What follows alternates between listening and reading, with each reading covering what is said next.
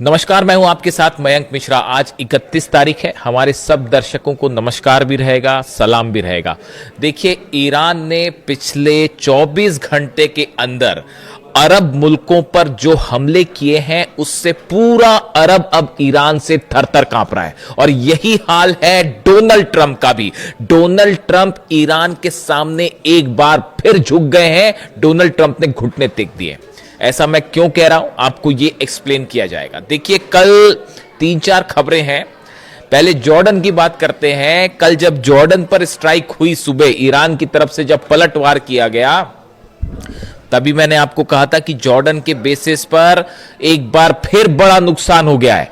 और देखिए, अब आईआरजीसी की तरफ से ईरान की तरफ से बड़ा क्लेम आ गया है। आईआरजीसी ईरान ये कह रहा है, साहब हमने 6 F-35 जेट्स आग के हवाले कर दिए हैं अमेरिका के। उसमें से 3 F-35 जेट के ऊपर मिसाइल्स गिरी हैं, वो पूरी तरह से तबाह है। और पास ही हैंगर में 3 और F-35 जेट खड़े थे, उनमें भी आग लगी है और वो डैमेज हो गए।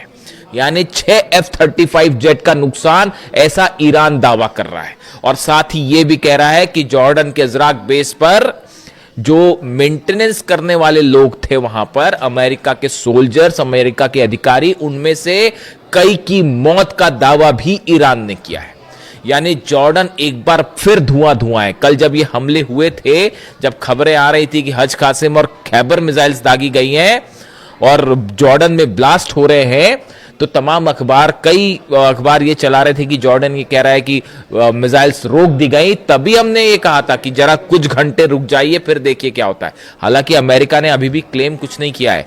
ये बात हुई जॉर्डन की। अभी मैं सऊदी पे आ रहा हूं। अभी पहले जो सीधे हमले हुए थे, जरा उनकी बात कर ली जाए। इसके अलावा बहरीन चलते हैं। Iran claims is stuck a key US military base in Bahrain, home to the US navy's 5th fleet. Tehran says it's Arash drone force targeted Sheikh Isa airbase under the latest phase of operation thunder, calling it the retaliation for recent American air strikes.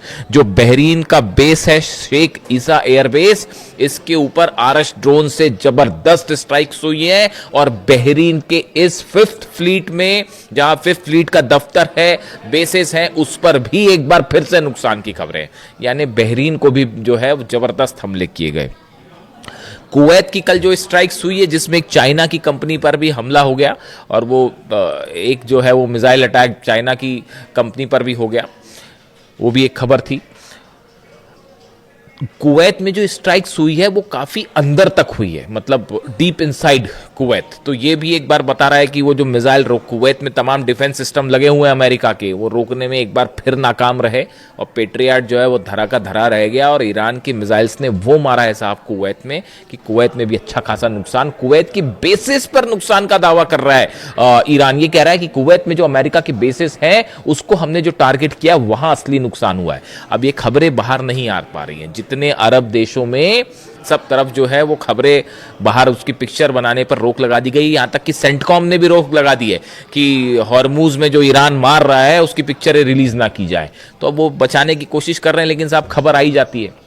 Saudi की बात करें, देखिए मैंने आपको परसों रात को बताया था, कल नहीं परसों रात को बताया था कि सऊदी में अटैक हो गए हैं और सऊदी में एयरपोर्ट जो है उसके आसपास धमाके की खबरें हैं। और देखिए अल्टीमेटली वो बात सच साबित हुई। एक सऊदी से एक भाई साहब हैं, उनका मैसेज आया मेरे पास कि मयंक जी 4 धमाके हो गए हैं एयरपोर्ट के आसपास और उसको बंद कर दिया गया है। तो जब खबरें, इसीलिए खबरें कई बार सटीक साबित हो जाती है, क्योंकि खबरें पहुंचाने वाले भी आप ही लोग हैं। जब कतर पे हमला होता है तो वहां से तुरंत मैसेज आ जाते हैं। वहां पे जैसी धमाके की आवाज आती है तो मोबाइल पे तुरंत मैसेज आता है कि मयंक जी धमाके हो गए, हमला हो गया है। तो इसलिए अपना इनपुट जो है ना वो ग्राउंड, उसके लिए किसी अमेरिका की एजेंसी का वेट करने की जरूरत नहीं है, ना ही किसी अरब देश की एजेंसी का वेट करने की जरूरत है, ना किसी के दावे की जरूरत है। तो यही मेरी सबसे बड़ी स्ट्रेंथ है कि जो है मेरे पास सीधे मैसेज आते हैं। कतर से मैसेज आता है, साहब मैं कतर में हूं, देखिए धमाके की खबरें आ रही है। मैं सऊदी में हूं एयरपोर्ट के पास। तो आप लोगों का बहुत बहुत शुक्रिया, इसीलिए खबरें सटीक साबित होती हैं। अब चलते हैं सऊदी। देखिए सऊदी में बहुत बड़ा डेवलपमेंट है, बहुत बड़ा डेवलपमेंट। सऊदी पर जो हमले हुए, हुती ने भी हमले किए, ईरान की तरफ से भी। अब देखिए क्लेम तो कोई कुछ नहीं कर रहा, लेकिन वो 4 ड्रोन कहां से आए वो आप ही समझ सकते हैं। उसके बाद हालात ये है कि मोहम्मद बिन सलमान ने अपने डिफेंस मिनिस्टर को भेजा अमेरिका, और वहां पे जाके बात ये हुई है, पूरा देखिए सऊदी का तेल रोक दिया गया है। अरब लाल सागर में बाब अल मंदेब बंद है। उसके बाद सऊदी के पूरे पोर्ट्स भी खाली पड़े हुए हैं, सऊदी अपना तेल कहीं नहीं बेच पा रहा। अब वो मोहम्मद बिन सलमान इस डर में है, इस खौफ में है, बताया जा रहा है सऊदी अरब इस खौफ में है कि कहीं हम किसी लंबी लड़ाई में ना फंस जाएं। लंबी लड़ाई में फंसने का मतलब है जब अमेरिका को धो धो के पीट रहा है ईरान, तो इनका क्या होगा जरा अंदाज लगाइए। तो मोहम्मद बिन सलमान की तरफ से एक नया प्रस्ताव आ गया है कि मुस्लिम और अरब देशों के और तमाम दुनिया के मुल्क मिलकर एक फोर्स बनाए जो कि समंदर में जहाजों की, ऑयल टैंकर्स की रक्षा करेंगी। अब 14 मुस्लिम देश जिसके लिए राजी भी हो गए, वो तमाम देश हैं, उसमें जॉर्डन भी है, कुवैत भी है और इजिप्ट भी है, तमाम देश, सऊदी है, तमाम 14 देश जो है उसके लिए राजी हो गए। अमेरिका भी उस पर शामिल हो गया और भी शायद कुछ शामिल हो जाएं। तो अब ये 14 देशों की एक फोर्स मिलेगी जो मिलके लाल सागर में टैंकर की रक्षा करेगी, और अभी प्लान लाल सागर तक का, फिर अल्टीमेटली वो हॉर्मुज भी आ जाएगा। यानी आप प्लान देख रहे हो अमेरिका का कि इन मुस्लिम, देखिए प्लान बड़ा एक सूत्री चल रहा है। अगर आप पिछले 7-8 दिन के डेवलपमेंट देखें, सऊदी की जंग में एंट्री हो जाना, उसके बाद जो है वो धीरे से मामले को इस तरह से रुख देना कि जो है मुस्लिम देशों को एकजुट करने की कोशिश है, असल में ये ईरान के खिलाफ जो कहानी है वो ये। देखिए ये बात साफ है कि अमेरिका अकेले मिलके तो ईरान का कुछ नहीं बिगाड़ सकता, और बहुत ही मुंह की खा रहा है अमेरिका। ये जो F-35 जलने के दावे हैं, सोल्जर्स मरने के दावे हैं, यानी आप इससे बड़ी अमेरिका की हार कोई नहीं हो सकती। और डोनाल्ड ट्रंप का विरोध अमेरिका में खुद शुरू हो गया कि आप कर क्या रहे हो, विदेश नीति में आप कुछ नहीं कर पाए, अब्बास अराक्ची अकेले ठोक रहे हैं साहब। बताइए, सब पूरी रिजिम जो है वो हमले कर करके आपने इन पे हमला, उन पे हमला, अब्बास अराक्ची अकेले भारी भारी पड़ रहे हैं सब पे, और मुस्तफा खामेनी और वो जो है वो अपनी पॉलिसी पे जो है वो भारी पड़ रहे हैं, झुकने को तैयार नहीं, झुकने का कोई सवाल ही नहीं है। और अहमद वाहिदी साहब की जो रणनीति है उस पे चल के अब ईरान भारी पड़ गया है सब पर। यानी आप देखिए, कोशिश हो रही कि 14 देशों को, मुस्लिम देशों को और बाकी भी जो इसमें शामिल हो जाएं, उनको ईरान के खिलाफ कर दिया जाए और एक ऐसा रुख रख लिया जाए कि सब एकजुट हैं ईरान के खिलाफ। इजराइल को भी उसमें शामिल कर लीजिए। उसके बाद भी पूरा अरब एक तरफ है, अमेरिका साथ में है, इजराइल साथ में है, यूरोपीय देश शामिल हैं, सब मिलके भी ईरान का कुछ नहीं बिगाड़ पा रहे और ईरान भारी पड़ रहा है। जिस स्तर पर देख लीजिए आप, जॉर्डन पिट रहा है, कुवैत पिट रहा है, बहरीन पिट रहा है, इराक में जो अमेरिकन बेसिस है वो तबाह है, सऊदी पर हमले हैं, यूएई पे भी बीच बीच में जो है स्ट्राइक हो जाती है, वो अलग हमले दे रहा है। ये सब अरब देश मिलके ईरान का कुछ नहीं बिगाड़ पा रहे। ईरान अकेला इन सब अरब मुल्कों पर भारी पड़ रहा है साहब। और हकीकत ये, कल मेरे पास ईरान से एक मैसेज आया, ईरान के एक भाई साहब का कल मेरे पास मैसेज आया, बोले ये सऊदी ने जो करबला के ज़ायरीन पर हमला किया है ना मयंक भाई, इसको लेकर इतना गुस्सा है, ये माफ नहीं करेगा ईरान कभी इसको लेकर। इमाम हुसैन साहब जो है आदर्श हैं करोड़ों लोगों के और बेहद सम्मानीय, उनके दर्शनों को जो जायरीन जा रहे हैं, इमाम हुसैन साहब की दरगाह पर जो दर्शनों के लिए जा रहे हैं, उन पर सऊदी मिसाइल मारता है, उस पर एयरजेट से हमले होते हैं कि आपको पता नहीं था आप किस पर हमले कर रहे हो। इसको लेकर भयंकर गुस्सा है साहब। हिंदुस्तान में गुस्सा है, मैं हिंदुस्तान में बात कर रहा हूं, लोग गुस्से से जो है उबल रहे हैं कि आपको इतनी शर्म नहीं थी कि आपने जो है वहां के जायरीन पर हमला कर दिया। और लेकिन आप देखिए इसका एक एस्पेक्ट ये भी है, कभी कभी तो मुझे ये भी लगता है कि खुदा की मर्जी ही ईरान की जीत है।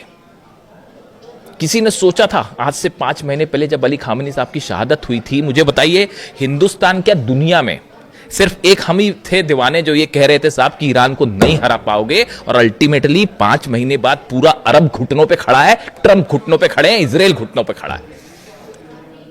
दावा सच साबित हुआ ना, वो इसीलिए साबित हुआ कि ईरान का डीएनए क्या है वो हम समझ पा रहे थे। पिछले 2 साल से जो मैं वीडियो बना रहा था कि आप तमाम टेक्नोलॉजी ले आई, कुछ नहीं फर्क पड़ता उससे।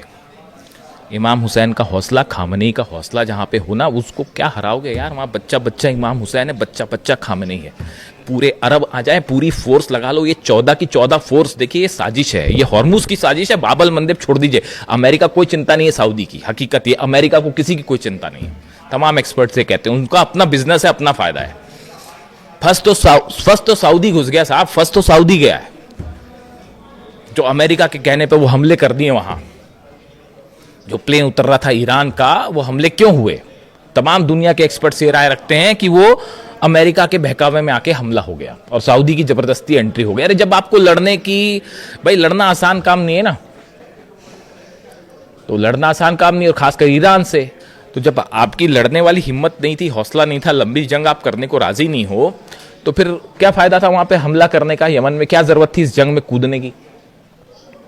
आप देख लो हाल क्या है। और वो भी अभी भी जो है ईरान, देखिए अभी भी वो जॉर्डन के लोगों का शुक्रिया अदा कर रहा है, वो अभी भी कुवैत में लोगों का शुक्रिया अदा कर रहा है। और ईरान ये कह रहा है भाई हमारी जॉर्डन के लोगों से कोई दुश्मनी नहीं है, ना कुवैत के लोगों से दुश्मनी है, ना बहरीन के लोगों से दुश्मनी है, ना सऊदी के लोगों से दुश्मनी है। दुश्मनी है अमेरिका की फोर्सेस से, जिनको आपने अपने बेसिस दे रखे हैं। अभी तो हमले ईरान ने किए ही नहीं किसी सार्वजनिक स्थल पे। आप बताइए, कल जो केशम आइलैंड पर हमले हुए, बंदर अब्बास पे हमले हुए, पब्लिक प्रॉपर्टीज पर हमले हुए, आम लोगों को मारा गया वहां पर। ईरान ने मारा आम लोगों को? नहीं मारा। यूएस बेसिस को निशाना बनाया गया है सब जगह। और अगर वो खुले हमें हमला करने लगे तो फिर क्या होगा? फिर देखिए क्या होगा, बचा पाओगे? तो अब हालात ये है कि अरब चल रहा है, ट्रंप जो है वो, उनको समझ नहीं आ रहा है क्या किया जाए। अब एक नया खेल शुरू हो गया है। आप देखिए खबरों में आज, अखबारों का रुख देखिए, वो हमास को डिसआर्म करेंगे और गजा में डील होने वाली है। ये एक नया तरीका था, ये एक नया तरीका है कि जो फोकस इस तरफ से हट जाए कि अरब जो है वो पिट रहा है, ट्रंप जो है वो हार रहे हैं और बुरी तरह से अमेरिका के बेसिस को नुकसान हो रहा है। अभी फोकस इसी तरफ रहता। कल रात को हमला क्यों नहीं किया अमेरिका ने? इसीलिए हमला नहीं किया, फिर मारेगा वो, फिर खबरें चलेंगी सब तरफ। डोनाल्ड ट्रंप का इलेक्शन तो खतरे में साहब, वो तो मेरे मुताबिक तो खतरे में। अब पता नहीं अब आपकी क्या राय है और लोगों की क्या राय है। तो अब देखिए वो फोकस को जानबूझ के गाजा किया गया, हमास किया गया कि हमास डिसआर्म हो रहा है, हमास के साथ डील हो रही है। तो अचानक से मीडिया हमास गया। भैया जॉर्डन में जो ठोका उसका इन्वेस्टिगेशन क्यों नहीं करते? बहरीन में जो ठोका उसका इन्वेस्टिगेशन करिए, कुवैत में जो ठोका उसका इन्वेस्टिगेशन करिए। मोहम्मद बिन सलमान और सऊदी क्यों कह रहे हैं कि भैया बचाओ बचाओ, ईरान से बचाओ, एस्केलेशन मत करो? हकीकत ये है। तो ऐसा है, अब मिडिल ईस्ट का ही नहीं पूरे रीजन का नया किंग है ईरान। आप मानो चाहे ना मानो। और बड़े सारे भाई बंधु मुझे कह रहे थे कि 3 दिन में हार जाएगा ईरान, 4 दिन में हार जाएगा। अब तो खत्म हो गया, हंसी उड़ाई जा रही थी 28 फरवरी के बाद से। अब आप देख लीजिए अब क्या हालात है। और अब ये अभी शुरू हुआ है मामला, अभी अब आगे आके देखो होता है क्या। गजा में आपको क्या लगता है डील हो जाएगी? ऐसी आसानी से डील हो जाएगी? कल इजराइल के जो है आर्मी चीफ कह रहे हैं कि हम जो है लेबनान से बाहर नहीं आएंगे। क्या मतलब इस बात का? तो अब देखते क्या होता है। लेकिन फिलहाल हकीकत यह है कि ईरान ने बना ली है बड़ी लीड और इस जंग में जीत हुई है इमाम हुसैन की, इस जंग में जीत हुई है अली खामने साहब की, इस जंग में जीत हुई है आईआरजीसी की, ईरान की सेना की, अहमद वाहिदी साहब की, मुस्तफा खामनी साहब की, ईरान के विदेश मंत्री अब्बास अराक्ची साहब की, और ईरान की 9 करोड़ जनता की, जो अमेरिका के आगे सिर उठाकर खड़ी हुई है। वीडियो कैसा लगा कमेंट करके जरूर बताएं। Thank you so much.